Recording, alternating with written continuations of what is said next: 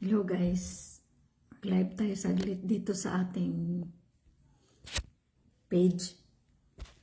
Coffee tayo, coffee time.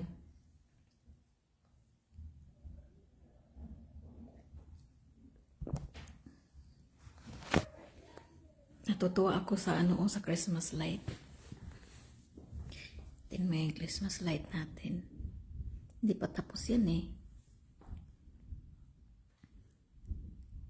Bibili pa kami ng mga ornaments pang dagdag dyan. Kulang pa yan. Maganda na sana, okay na sana yan. Pero maganda pa rin yung maraming ornaments pa. Ito yung flowers na binili ko na plastic lang. Pero ang ganda ng niya,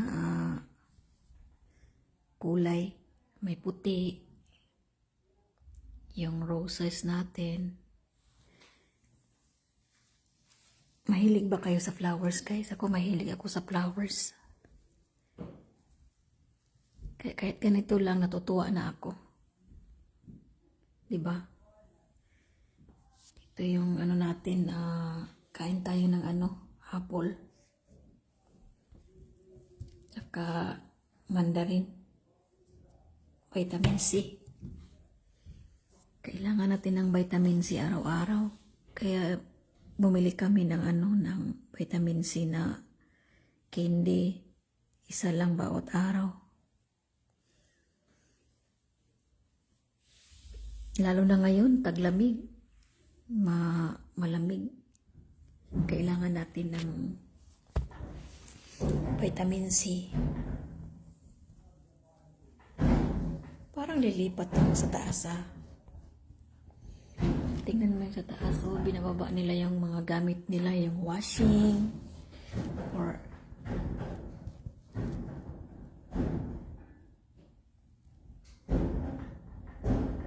parang lilipat nga sila.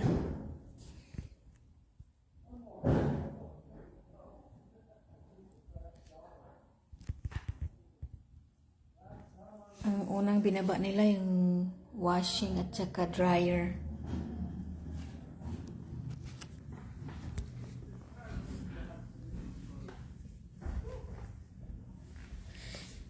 Kichismis tayo. Mamaya na ako magluto ng babaunin ng asawa ko. Mag-live muna ako saglit. Baka mamaya magpajula.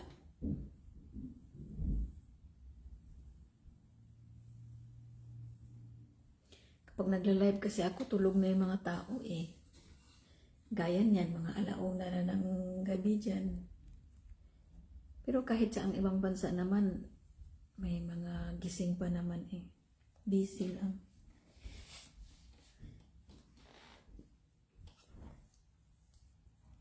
Yung mga taong mga ungrateful guys, hayaan nyo na lang yan sila, ipag-pray na lang natin. Kasi tayo nga nagkakamali din. Siyempre, nagpapadala sila sa kanilang emotion. Hindi nila napipigilan. Hayaan na lang natin sila, huwag tayo magpa-stress sa kanila.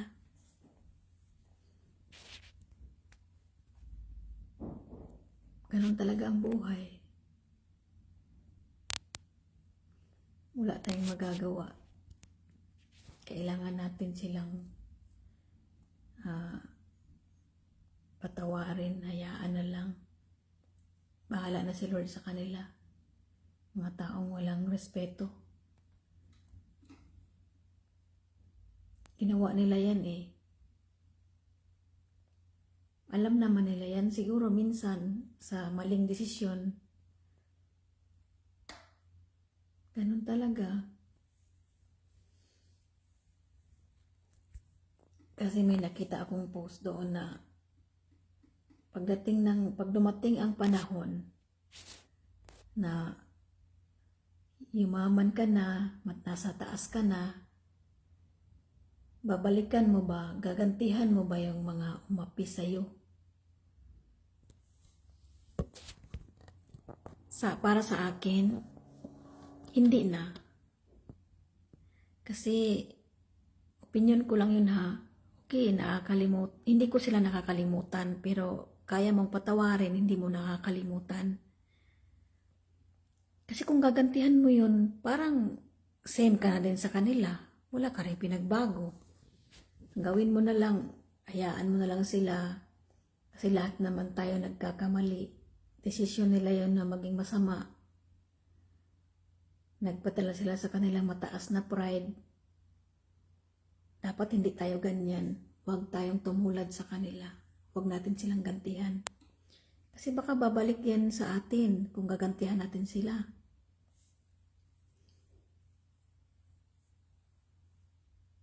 Kaya nga, lagi nating isipin na kapag salita tayo or kapag salita ng hindi maganda, dapat isipin din natin na, ay, nakakasakit ba to sa kanya? Kahit joke lang. Minsan ang joke, simpleng joke lang pero malalim na pala ang sakit sa kanya. Tamaan na pala siya.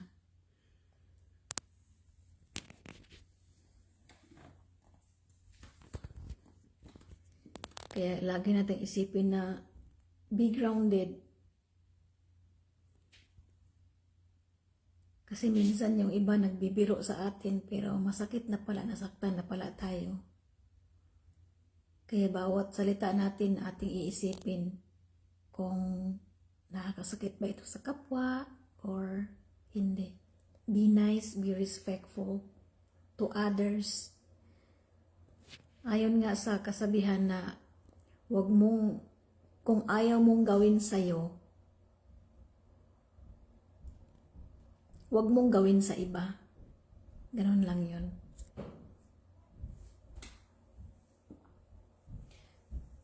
Okay lang yan kahit walang nanonood.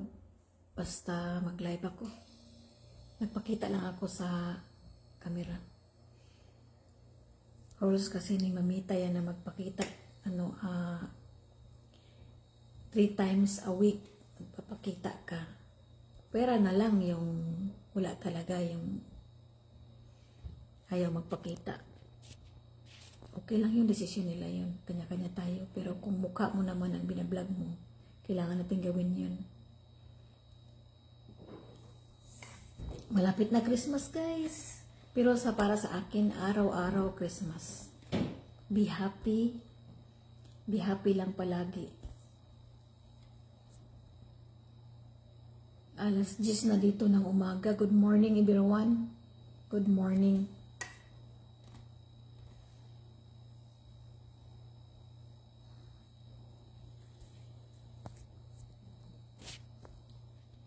Yung iba ang papangit ng ugali, Pero desisyon nila yan, wala tayong magagawa.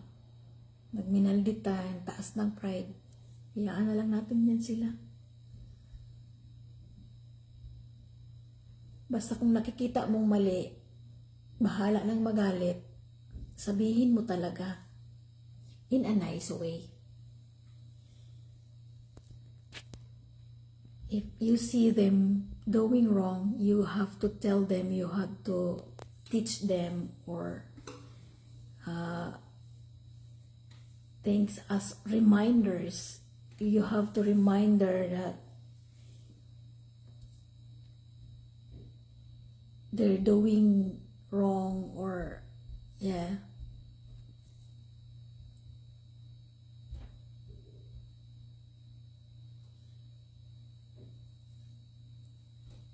Kasi kung hindi mo sasabihin yan, ikaw ang may kasalanan, bakit hindi mo sinabi na mali pala. Feeling nila, tama yung ginagawa nila, pero mali pala.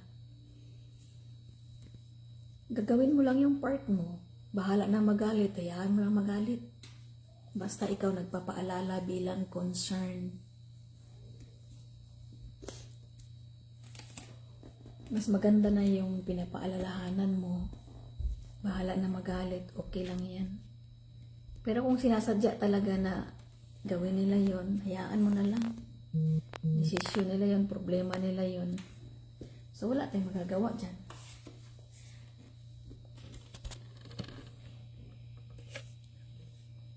Ganda ng flowers ko. Gusto ko talaga yung flowers ko ba. Christmas na guys. Dami pa rin bayarin. Daming bayarin sa school kapag Christmas na.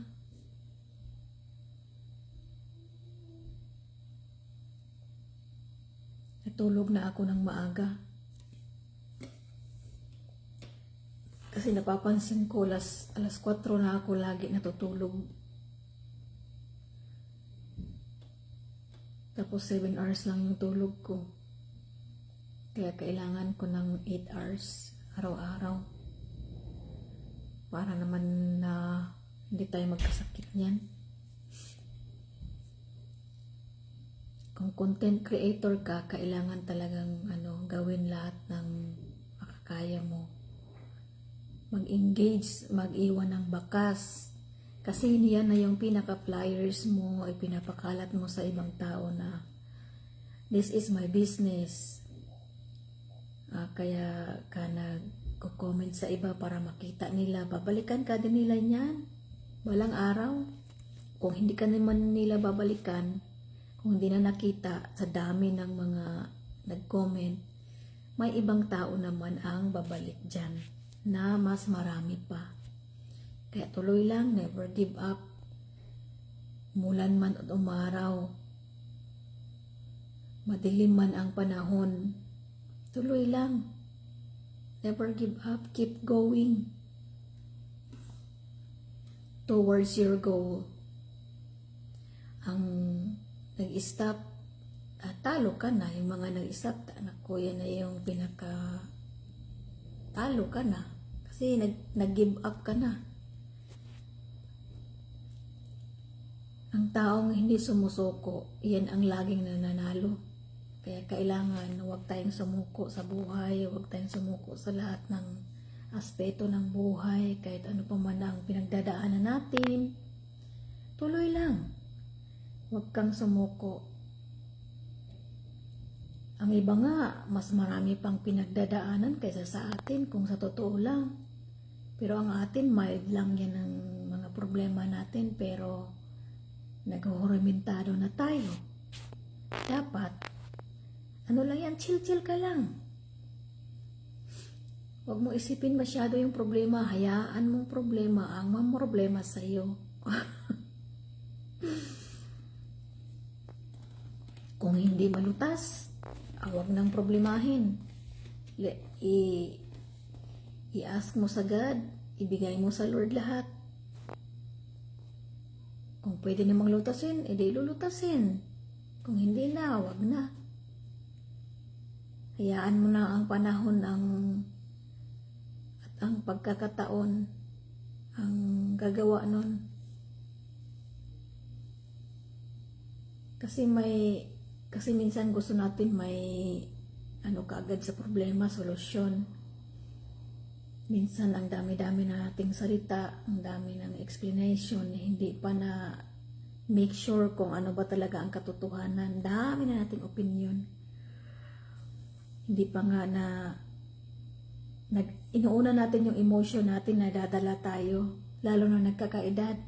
Ako, kagaya ko, nagkakaedad na. Alam mo ba yun, yung dati hindi naman ako ganito, madaling maapektuhan. Pero ngayon, medyo madaling umulbo yung aking yung dugo.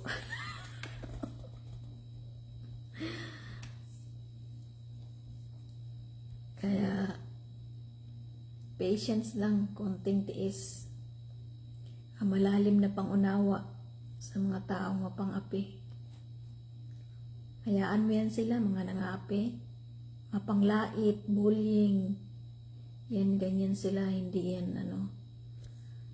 babalik din sa kanila. Minsan, ang, pinaproblema, ang problema dyan, ginusto nila yung maging bully. Akala nila, nakakatuwa, pero hindi pala, nakakasakit sa damdamin ng iba. Isipin natin kapag, lalo na pag nagjo-joke tayo, Ito bang joke na ito na nakakatuwa ba ito sa kanya or nakakasakit? Kasi tumatanim sa puso't isipan yan. Habang buhay kapag nagjo-joke ka na nasaktan yung tao. Ako, maalala ka niyan lagi. Ay nako, iwasan ka na niyan. Advance Merry Christmas, Risa Guran. Gising ka pa niyan?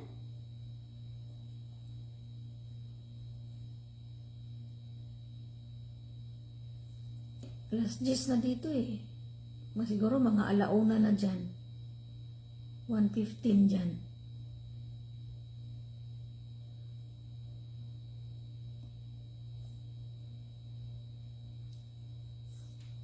Naku, magluto na pala ako. Magluto na ako guys. Kasi, ano na oh.